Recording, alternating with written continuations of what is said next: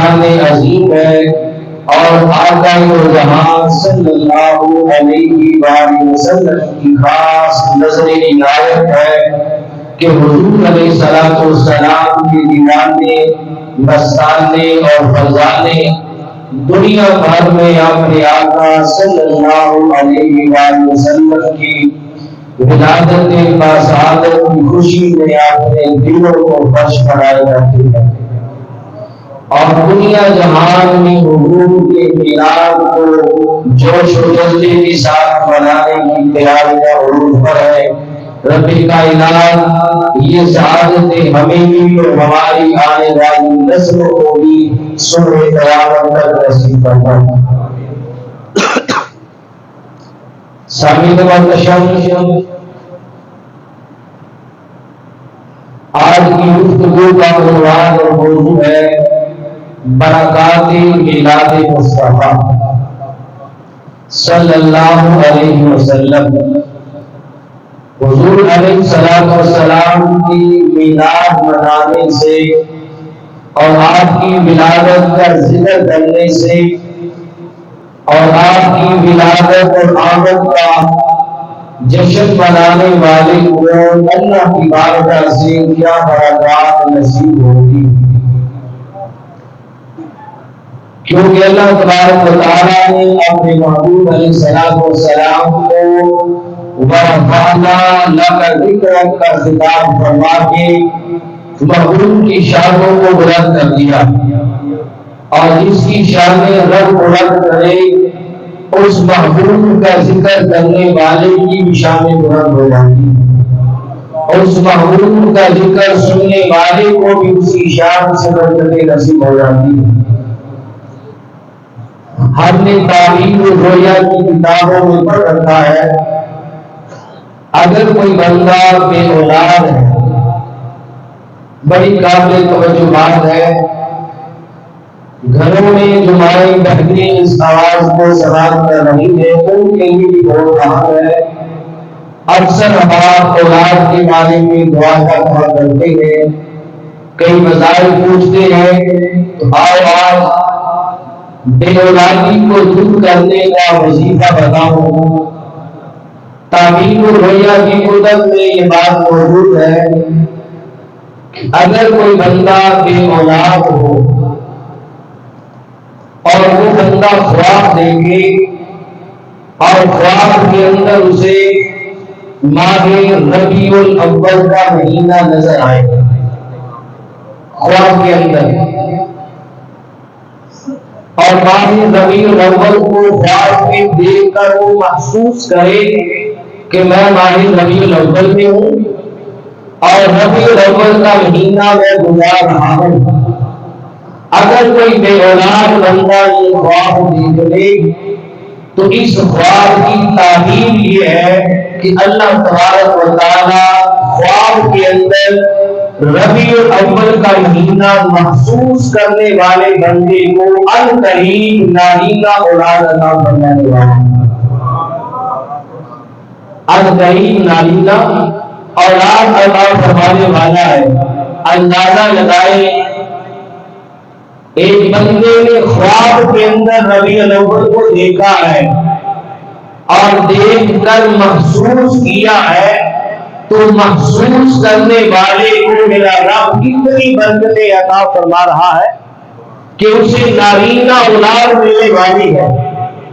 تو جو خواب کے اندر ربیع الاول کو محسوس کرے، میرا رب اسے برکتوں سے نوازتا ہے جو اپنی زندگی میں جیتے جاگتے ربیع الاول کو پائے اور پھر جی بھر کے محبوب کا میلاد منائے تو اسے رب اتنی برکتیں عطا فرمائے گا۔ اور پھر یہ بات بھی تعبیر الرؤیا میں درج ہے، اگر کوئی مظلوم بندہ خواب دیکھتا ہے اور خواب میں اسے ماہ ربیع الاول نظر آتا ہے، وہ محسوس کرتا ہے کہ میں ماہ ربیع الاول گزار رہا ہوں، تو اس مظلوم کی خواب کی تعبیر یہ ہے کہ اب ظلم کے بادل اس سے چھٹنے والے، ظلم کی رات ختم ہونے والی ہے، یہ تعبیر ہے۔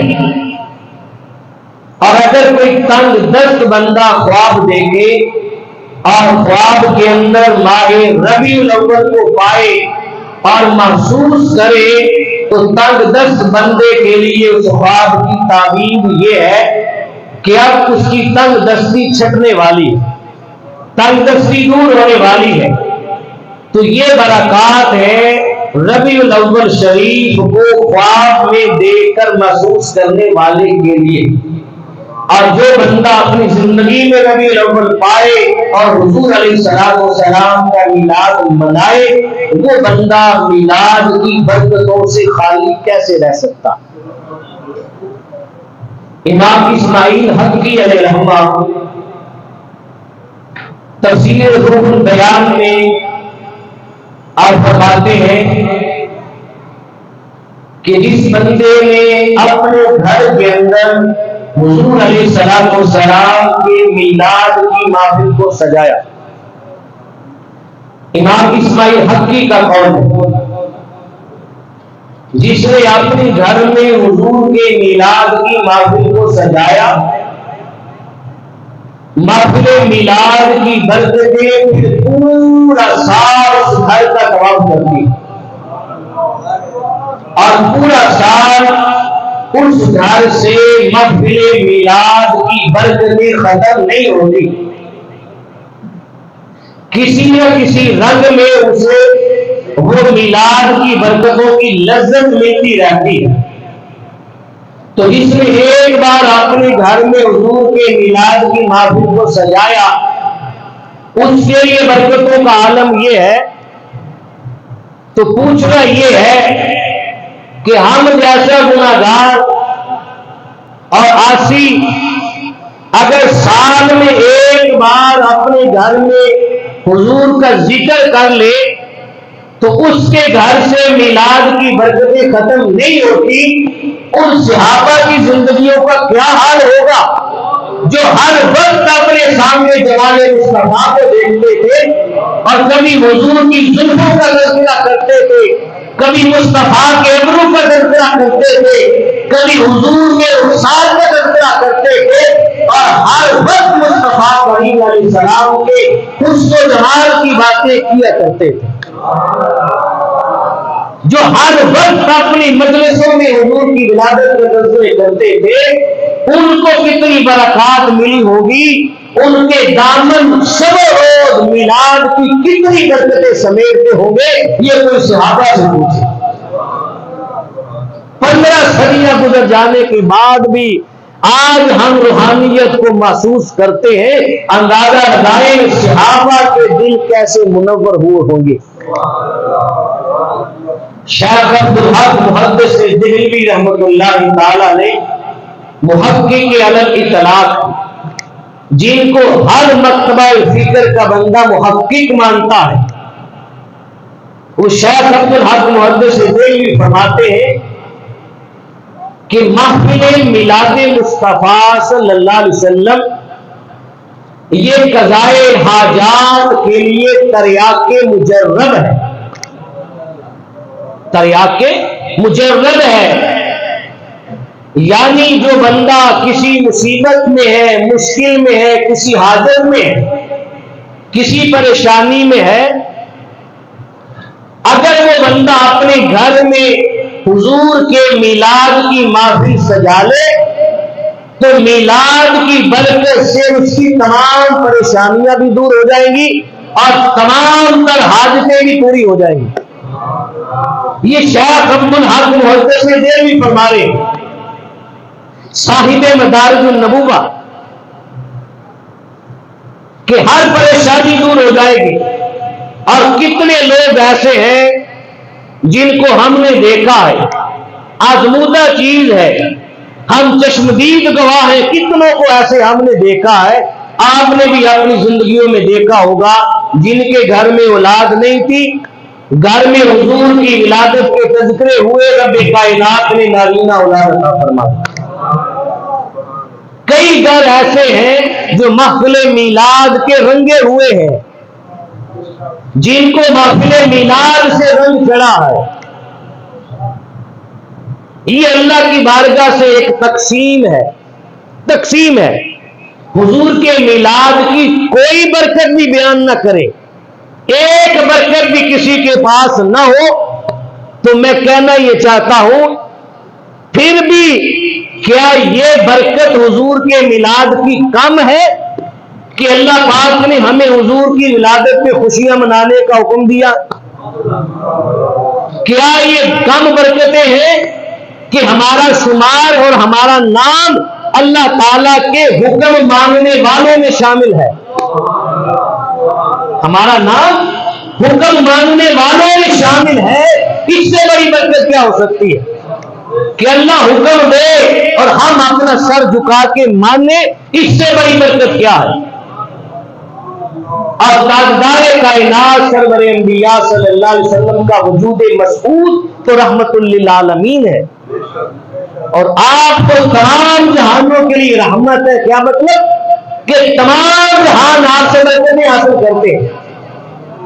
جانوروں نے بھی مصطفیٰ سے برکتیں لی ہیں, جنات نے برکتیں لی ہیں, انسانوں نے برکتیں لی ہیں. پھر حضور کے غلام جو شب روز اپنے آقا کی بارگاہ میں درود و سلام کے نذرانے پیش کرتے ہیں, وہ برکتوں سے محروم کیسے رہ سکتے؟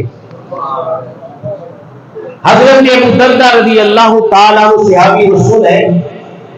آپ بیان کرتے ہیں حضرت عامر انصاری رضی اللہ تعالیٰ عنہ صحابی رسول, ایک روز عامر انصاری رضی اللہ تعالیٰ عنہ نے اپنے گھر میں اپنی بیوی کو اور اپنے بچوں کو بٹھایا اور بٹھا کر کہنے لگے آؤ کہ آج محبوب کے لب و رخسار کی باتیں کریں,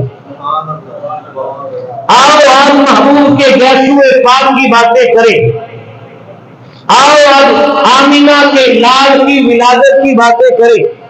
پیر کا دن تھا. ادھر تاجدار کائنات نے ابو دردہ رضی اللہ تعالیٰ کو کہا, ابو دردہ میرے ساتھ آؤ, آج میں اپنے غلام عامر انصاری کے گھر جانا چاہتا ہوں. ابو دردہ رضی اللہ تعالیٰ عنہ مصطفیٰ کریم علیہ السلام کے ہمراہ مسجد نبوی سے نکلے اور محلہ بنو ہاشم میں آئے. حضرت عامر انصاری رضی اللہ تعالیٰ عنہ کے گھر میں گئے. حضور دروازے میں پہنچ گئے. ادھر حضرت عامر انصاری اپنے گھر میں بیٹھ کے حضور کا ذکر کر رہے تھے, اور ذکر کرتے کرتے اس بات پر پہنچے اپنے گھر والوں سے کہنے لگے کہ آج پیر کا دن ہے. آج کون سا دن ہے؟ آج پیر کا دن ہے, اور اس دن میں میرے آقا کی ولادت ہوئی تھی. اس دن میں میرے آقا کی ولادت ہوئی تھی, میلاد ہوا تھا. جس دن حضور کا میلاد ہوا اس دن کا نام آیا, اور حضور کی ولادت کا نغمہ بھی زبان پر آیا تھا. اسی وقت تاجدار کائنات نے عامر انصاری کی دہلیز پہ اپنے قدم رکھ دیے. اسی وقت تاجدار کائنات دروازے ہو گئے, اسی وقت تشریف لے آئے, اور عامر انصاری رضی اللہ تعالیٰ عنہ کو اپنا ذکر کرتے ہوئے سنا تو میرے مصطفیٰ صلی اللہ علیہ وسلم نے اپنی ولادت کا ذکر کرتے ہوئے سن کر عامر انصاری رضی اللہ تعالیٰ عنہ سے ناراضگی کا اظہار نہیں کیا, منع نہیں کیا. لوگ پوچھتے ہیں صحابہ نے کب میلاد منایا؟ صحابی ولادت مصطفیٰ کا تذکر اپنے گھر میں کر رہا ہے اور آقا کی جلوہ گری ہو رہی ہے. میرے مصطفیٰ نے سنا, اپنی ولادت کا تذکرہ سنا, اپنے میلاد کی باتوں کو خود سنا, اور سننے کے بعد ناراضگی کا اظہار نہیں فرمایا, بلکہ کیا فرماتے ہیں, میں عامر انصاری ادھر تو میرا میلاد بیان کر رہا ہے, ادھر کی باتیں سن. ان اللہ تعالی فتح لک ابواب رحمتی, ادھر تو میلاد بیان کر رہا ہے, ادھر اللہ نے تیری اپنی ساری رحمتوں کے دروازے کھول دیے.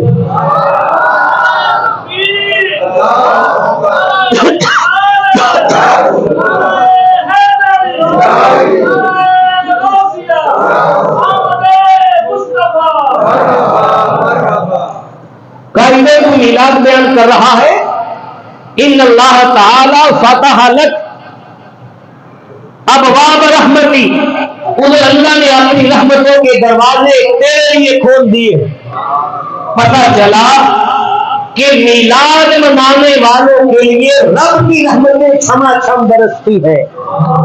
کوئی رب کی رحمتوں کا طالب ہو تو مصطفیٰ کا میلاد منائے، مصطفیٰ کریم کا میلاد منائے، حضور کی ولادت کے تذکرے کرے۔ آقا دو جہاں خود اپنے تذکرے سنتے تھے۔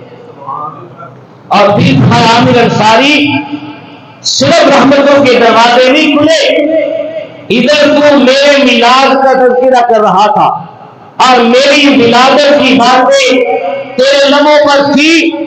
والملائکۃ کلھم یستغفرون لک، ادھر اللہ تبارک و تعالیٰ کے سارے فرشتے تیرے لیے ہاتھ اٹھا کے رب سے بخشش و رحمت کی دعائیں کر رہے تھے، بخشش کی دعائیں کر رہے تھے۔ اس سے پتہ چلتا ہے کہ محفل میلاد مصطفیٰ صلی اللہ علیہ وسلم گناہوں کو بخشوانے کا ذریعہ، گناہوں کو بخشوانے کا ذریعہ ہے۔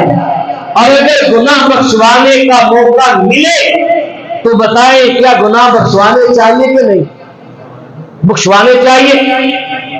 اکثر میں یہ بات کہا کرتا ہوں کہ ہمارے معاشرے میں، ہماری سوسائٹی میں، ہمارے ماحول میں رواج یہ بن چکا ہے کہ گناہ کرنے کے طریقے ہم نے بڑے سے بڑے ایجاد کر لیے۔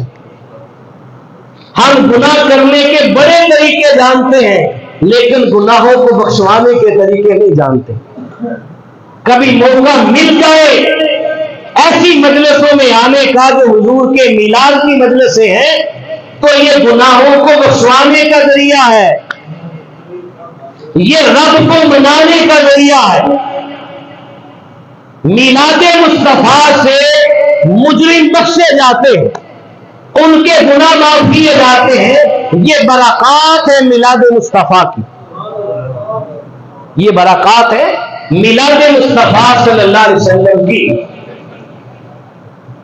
یہ 3 برکتیں میں نے بیان کی، اب 4تھی برکت سماعت کیجیے۔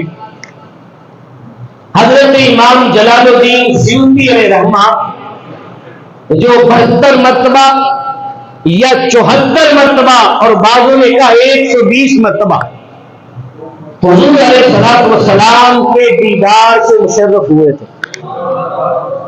اتنے بڑے محدث آپ ہیں، مفسر بھی ہیں اور صاحب کشف ہیں۔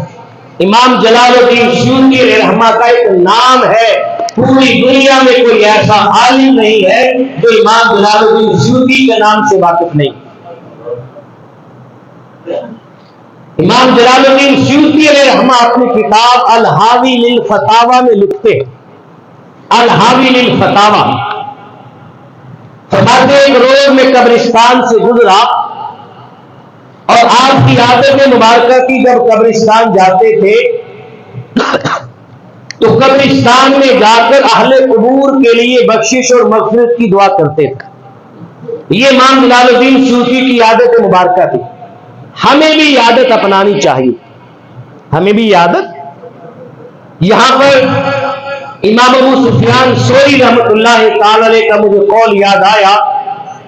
آپ فرمایا کرتے تھے اگر کسی مسلمان کا گزر قبرستان کے پاس سے ہو اور وہ مسلمان قبرستان کے پاس سے گزرتے ہوئے اہل قبور کے لیے بخشش اور مغفرت کی دعا نہ کرے، ان کے لیے فاتحہ نہ پڑھے، تو فرمایا اس بندے نے حضور کی ساری امت کے ساتھ بے وفائی کی۔ یہ ابو سفیان ثوری رحمۃ اللہ تعالی علیہ کا قول ہے۔ اچھی بات ملے، کرنا نہ کرنا بعض کی بات ہوتی ہے، اس کی نیت فوراً کر لیا کر۔ یہ نیت اپنے دل میں کرے، جب ہمارا گزر بھی قبرستان کے پاس سے ہوگا تو ہم ضرور اہل قبور کے لیے بخشش کی دعا مانگیں انشاءاللہ۔ انشاءاللہ کہنے سے آپ کی نیکیاں شمار ہونا شروع ہوگی۔ امام جلال الدین سیوطی علیہ رحمہ فرماتے ہیں جب میں نے اہل قبور کے لیے استغفار کی اور بخشش کی دعا مانگی، آپ صاحب کشف تھے، اللہ پاک نے آپ پر یہ بات منکشف فرمائی کہ آپ نے حالت کشف میں قبرستان کے اندر دیکھا، اس قبرستان میں جتنے مسلمان مدفون تھے ان ساری قبروں کے اندر سے نور نکل رہا تھا، ساری قبروں میں نور تھا۔ آپ فرماتے میں چلتا رہا، سارے قبرستان میں دیکھا، تمام قبروں میں نور تھا۔ ان قبروں میں سے ایک قبر ایسی بھی تھی کہ جس قبر میں بے تحاشا نور تھا، اور اتنا نور تھا کہ صاحب قبر مجھے نور کے ظلمت میں نظر نہیں آ رہا تھا، اور جب میں نے دیکھنا چاہا تو اس نور کو دیکھ کر میری آنکھیں چڑیا گئی، آنکھوں میں اتنی تاب نہ رہی کہ اس نور کو دیکھ پاؤ۔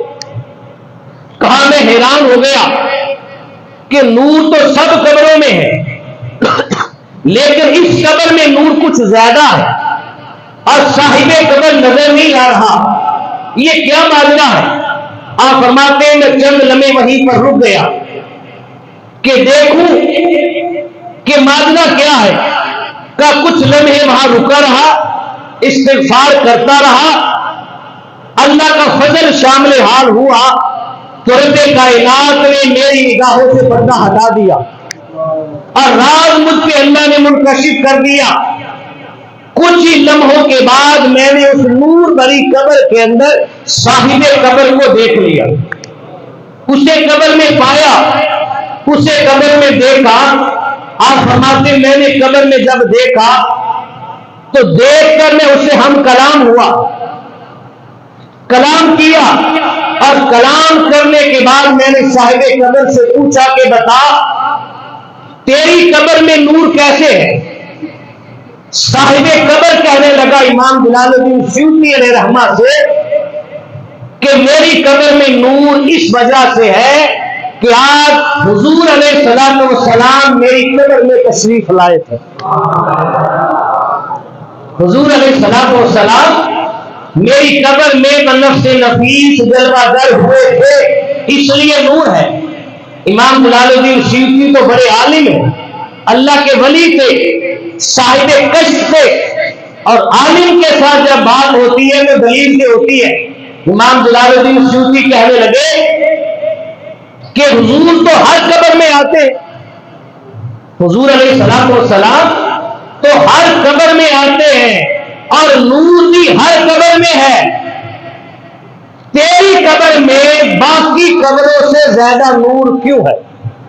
سوال یہ ہے کہ تیری قبر میں اتنا نور ہے جتنا باقی قبروں میں نہیں، یہ بتا ادھر نور زیادہ کیسے ہوا؟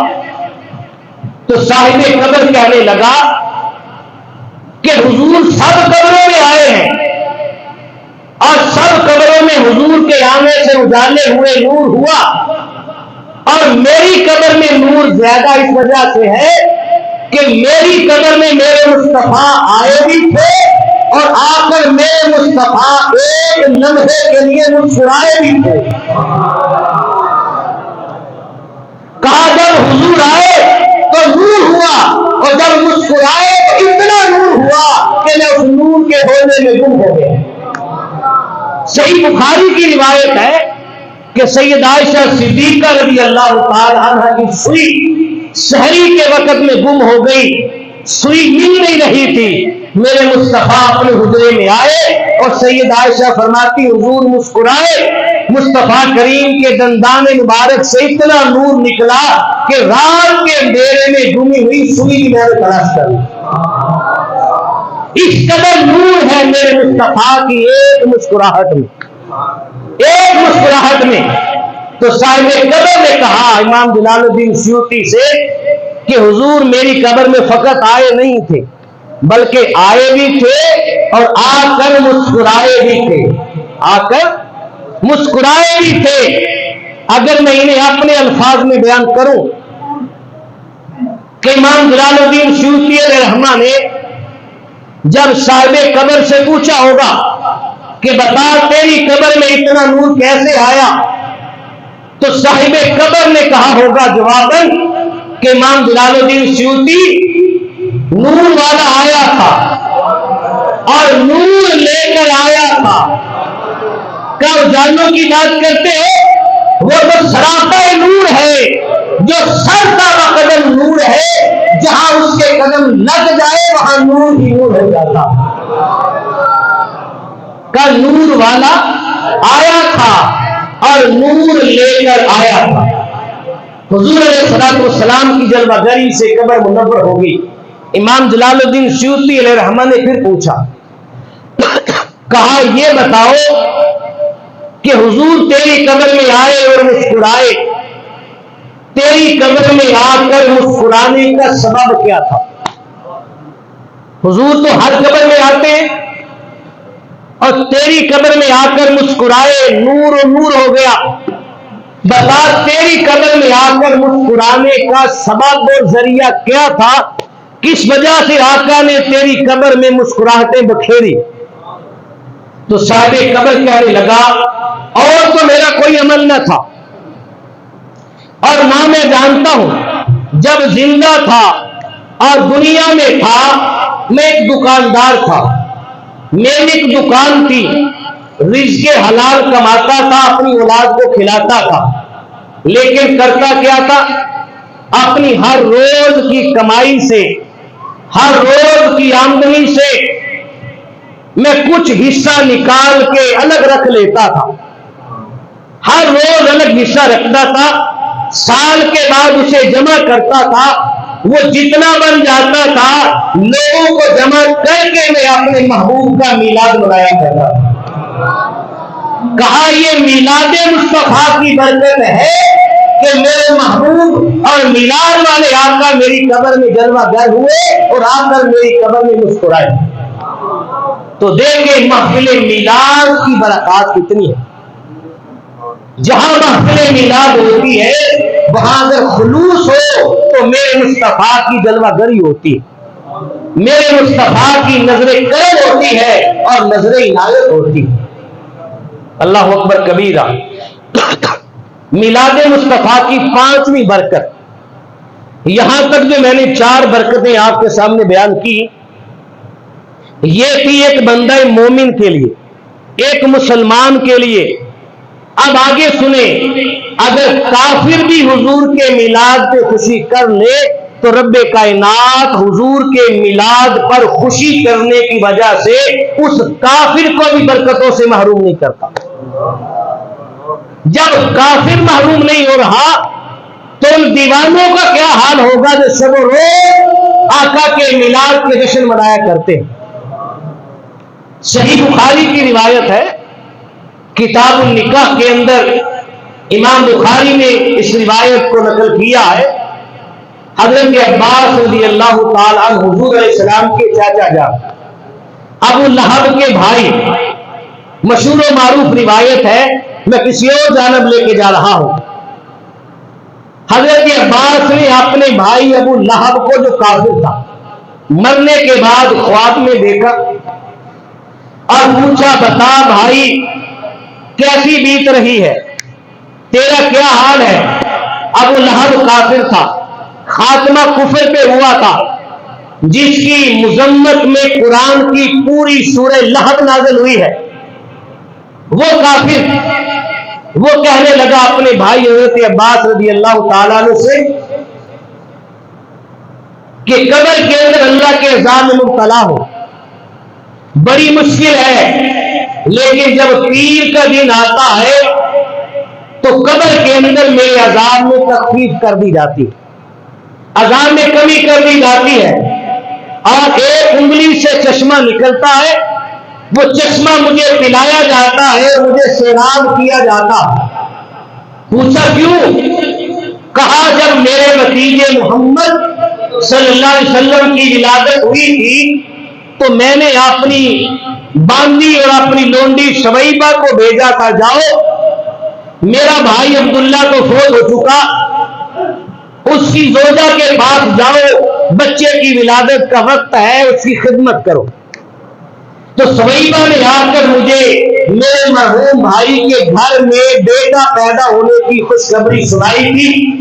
اس فرزند کے پیدا ہونے پر مجھے خوشی ہوئی اور میں نے انگلی سے اشارہ کر کے سویبہ سے کہا, جا تمہیں آزاد کیا. کا محمد صلی اللہ علیہ وسلم کی ولادت پہ خوشی کا اظہار کرتے ہوئے ایک انگلی اٹھا کے اپنی باندھی کو آزاد کر کے اشارہ کیا، جب پیر کا دن آتا ہے تو اسی انگلی سے پانی کے چشمے نکلتے ہیں اور مجھے پلائے جاتے ہیں اور میرے عذاب میں کمی اور تخفیف کر دی جاتی۔ دیکھیں، ایک کافر نے کافر ہو کر حضور کی ولادت پہ ذرا سی خوشی کی، نبی مان کر نہیں، کلمہ پڑھ کر نہیں، اپنا بھتیجا سمجھ کر۔ نبی کا تو اسے علم نہیں تھا نبی پیدا ہو رہے ہیں، بھتیجا سمجھ کے خوشی منائی۔ رب تعالیٰ نے بھتیجا سمجھ کر خوشی منانے والے کافر کو بھی قبر کے اندر برکتوں کا حصہ عطا فرما دیا، اسے بھی قبر میں برکتیں مل گئی۔ جب کافر برکتیں پا سکتا ہے حضور کی ولادت کی خوشی سے، تو اللہ پاک مومن کو کیسے محروم رکھے گا؟ یہاں پر بعض ناقدین نے اعتراض باندھا ہے اور بعض ناقدین نے یہ سوال اٹھایا ہے کہ ابو لہب تھا کافر، اس کا خاتمہ ہوا تھا کفر پر، اور خواب میں دیکھنے والے تھے حضرت عباس رضی اللہ تعالیٰ عنہ۔ حضرت عباس نے جب ابو لہب کو خواب میں دیکھا تھا، اس وقت مکی دور تھا، مکہ المکرمہ کے اندر رہتے تھے، اور حضرت عباس رضی اللہ تعالیٰ عنہ اس وقت ابھی مسلمان نہیں ہوئے تھے، ابھی مسلمان نہیں ہوئے تھے۔ حالت کفر میں آپ نے یہ خواب دیکھا تھا اور کافر کے بارے میں دیکھا تھا، تو ایک کافر کے خواب کو تم بیان کرتے ہو ملا ثابت کرنے کے لیے؟ کافر کے خواب کا تو اعتبار نہیں ہوتا اور کافر کے قول کا تو اعتبار نہیں ہوتا، اس سے حضور کا میلاد کیسے ثابت ہو رہا ہے؟ تو آؤ، اگر اللہ عقل سلیم عطا فرمائے، اللہ محبت کی نظر عطا فرمائے، تو کبھی حدیث کو سمجھنے کا سلیقہ بھی جانو کہ حدیث مصطفیٰ کیسے پڑھی جاتی ہے، کیسے سمجھی جاتی ہے۔ یاد رکھیں، حضرت عباس رضی اللہ تعالیٰ عنہ نے یہ خواب دیکھا، حالت کفر میں دیکھا، یہ بات وجہ ہے، جو سچ ہے وہ سچ ہے، لیکن حضرت عباس نے جب یہ خواب بیان کیا تو آپ نے حالت کفر میں بیان نہیں کیا، جب بیان کیا تو حالت ایمان میں بیان کیا، جب بیان کیا تو حالت ایمان میں بیان کیا۔ خواب مکہ میں دیکھا تھا اور بیان کیا مدینہ میں آ کر، اور حالت ایمان کے اندر بیان کیا۔ اور اگر کافر بندہ بھی سچ بولے، کافر بندہ بھی، ہمیں کسی کے کفر سے غرض نہیں، انسان کو سچ سے غرض ہونی چاہیے۔ اگر کافر بندہ بھی سچ بولے تو اس کے سچ کا اعتبار کیا جائے گا۔ کتنے فیصلے میرے مصطفیٰ نے اپنی زندگی میں کیے تھے کافروں کے، جو مسلمانوں کے خلاف تھے، اس میں کافر نے سچ بولا تھا۔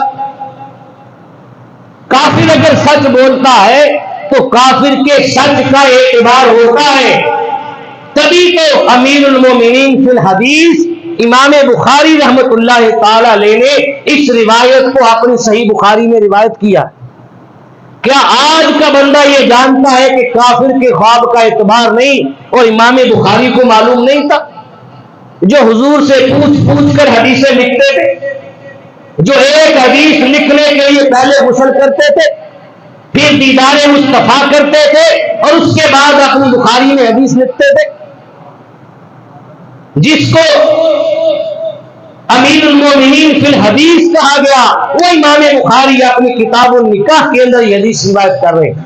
وہ دوسری بات، کافر کے خواب کا اعتبار ہوتا ہے، یہ بات بھی میں آپ کے سامنے حدیث پاک سے ثابت کرتا ہوں۔ کتب حدیث میں یہ روایت بھی آئی ہے، آپ نے سنی ہوگی بے شمار مرتبہ، لیکن اپنے موضوع کے ساتھ لے کے اتنا پہلو بیان کر رہا ہوں۔ ایک جنگ سے واپس آنے کے بعد مال غنیمت کا ڈھیر مسجد نبوی کے صحن میں لگا۔ میرے آقا صلی اللہ علیہ وسلم نے حضرت ابو ہریرہ رضی اللہ تعالیٰ عنہ سے فرمایا، ابو ہریرہ، تم آج کی رات اس مال غنیمت کی حفاظت کرو، محافظ کرو اور پہرا دو۔ توجہ کے ساتھ سماعت کیجیے۔ ابو ہریرہ رضی اللہ تعالیٰ عنہ ساری رات مال غنیمت کے ڈھیر کے پاس بیٹھے رہے، پہرا دیتے رہے۔ آدھی رات کا وقت ہوا، ایک چور آ گیا، مال چرا کے بھاگنے لگا۔ صحابی رسول نے پکڑ لیا، بھئی مال لے کے کہاں جا رہے ہو؟ پکڑ کے باندھ لیا کہ صبح ہوگی تمہیں دربار رسالت میں پیش کروں گا۔ اس نے بڑی منتیں کی، بڑی معافیاں مانگی اور وعدہ کیا کہ دوبارہ کبھی چوری نہیں کروں گا، مجھے معاف کر دو۔ صحابی تھے، نرم دل تھے، آپ نے چھوڑ دیا، چلا گیا۔ جب صبح ہوئی، نماز فجر پڑھی، حضور کے سامنے بیٹھے، کوئی بات نہیں کی۔ میرے مصطفیٰ خود ابو ہریرہ سے مخاطب ہوئے، میں ابو ہریرہ ما فعل ابی کا اسیرک البارحہ، اے ابو ہریرہ بتا رات والے قیدی نے تیرے ساتھ کیا معاملہ کیا تھا؟ لوگ کہتے نبی کو علم غیب نہیں۔ ابو ہریرہ کہہ رہے میں حیران ہوں، حضور فرما رہے ابو ہریرہ بتا رات والے قیدی نے ما فعل ابی کا اسیرک البارحہ تیرے ساتھ کیا معاملہ کیا؟ ابو ہریرہ بھی گزار ہوئے، یا رسول اللہ ایسے ایسے آیا تھا، میں نے پکڑ لیا، اس نے معافی مانگی، میں نے چھوڑ دی۔ حضور فرمانے لگے ابو ہریرہ آج پہرا سخت کر دینا، آج وہ پھر آئے گا، آج رات وہ پھر آئے گا۔ ابو ہریرہ کہتے میں رات بیٹھا رہا کہ مصطفیٰ نے کہا آئے گا، تو اب یقین ہے ضرور آئے گا۔